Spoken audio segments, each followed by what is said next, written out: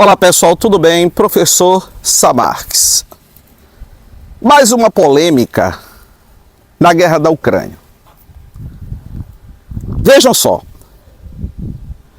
Quem provocou a Primeira Grande Guerra Mundial? Aliás, quem provocou as duas grandes guerras mundiais? Capitalismo.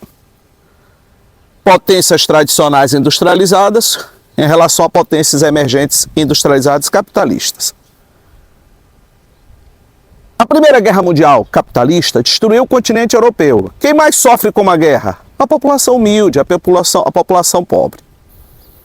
Sendo que durante a Primeira Grande Guerra Mundial, especificamente em 1917, Vladimir Ilyich Lenin comandou a Revolução Russa, dobrando os salários dos trabalhadores 4 vezes, fazendo reforma agrária, nacionalizando as empresas estrangeiras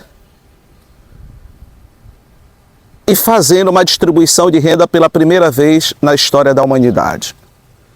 A população europeia passou a sonhar com o sonho dos russos de observarem de perto a divisão da terra, a reforma agrária, sem deixar de ressaltar que também se colocou a indústria nas mãos dos trabalhadores, no que se autoconvencionou chamar de sistema de autogestão operária.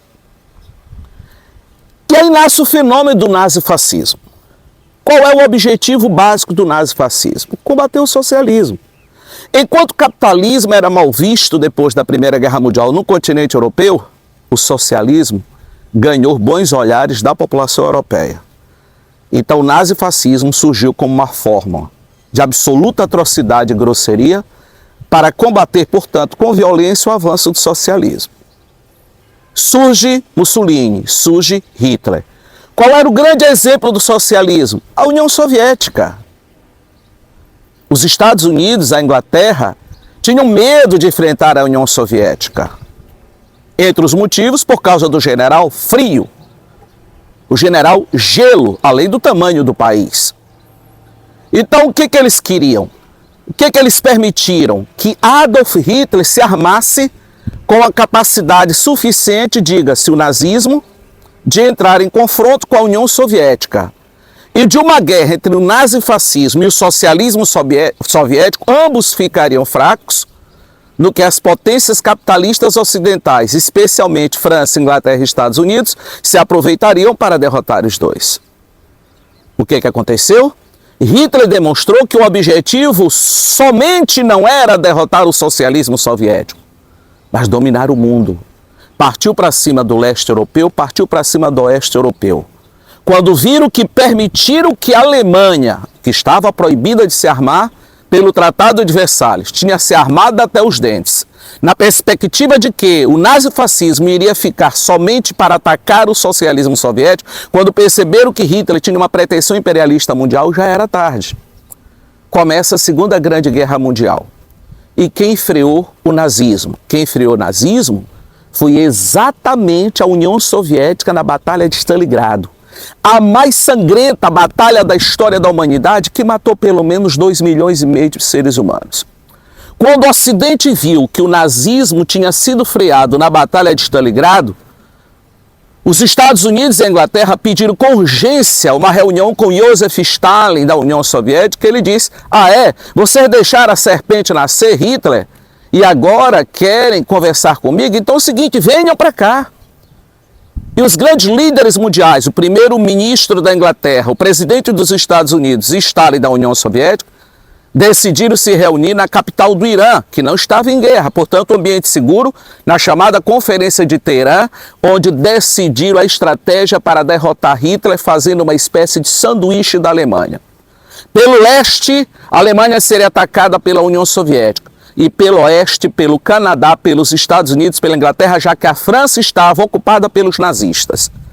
Tramou-se, portanto, o dia D, o dia da decisão, com desembarque na Normandia, na França. E começou o sanduíche da Alemanha, que levou a Alemanha à derrota. Quando foi que a Alemanha assinou seu reconhecimento de derrota? No dia 8 de maio, às 23h01, no Ocidente. Só que aquele horário já era o dia 9 de maio, na União Soviética. Ou seja, a data que o Ocidente comemora é o 8 de maio da derrota do nazismo. Só que os russos sempre comemoraram no dia 9, porque naquele momento já era o dia 9 na Rússia.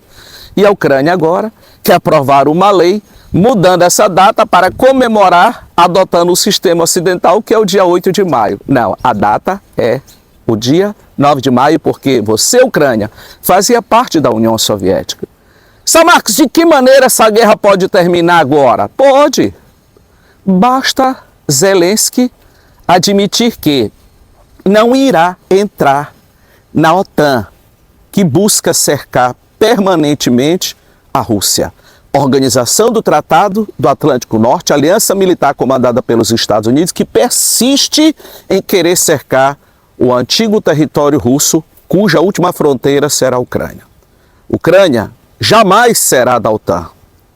A Ucrânia só terá paz no dia que ela aceitar que a parte leste, onde fica Donbás, que tem mais de 70% de russos, jamais eles irão ter de volta, além de que a Crimeia é a saída que a Rússia tem para águas quentes, porque o restante é gelado, como pelo norte, no Mar Báltico, a partir, por exemplo, do corredor polonês, entrando para o Mar Báltico, como eu já disse para vocês, que é uma região extremamente gelada.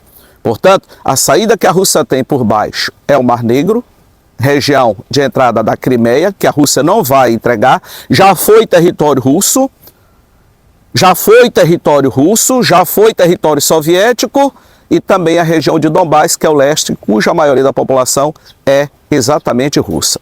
Aí vai ter paz. E, evidentemente, quando a Ucrânia disser que não iremos participar da OTAN, aí haverá paz naquela região. Se não, não adianta. A Rússia jamais irá abrir mão e nenhuma aliança militar, nenhum país ocidental irá conseguir esse feito da Rússia devolver região da Crimeia e de Donbás e aceitar que a Ucrânia entre na OTAN, que não é nada mais e nada menos, repetindo, do que uma aliança militar cujo objetivo é querer humilhar a Rússia. Muito obrigado a todos, professor Samarques.